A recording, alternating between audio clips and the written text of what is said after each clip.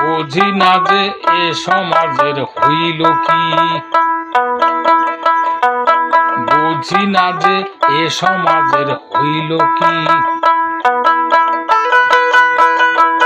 দেখি সবাই করে মোসাহেবি বিবেকে দিয়া ফাঁকি, বুঝি না যে এ সমাজের হইল কি।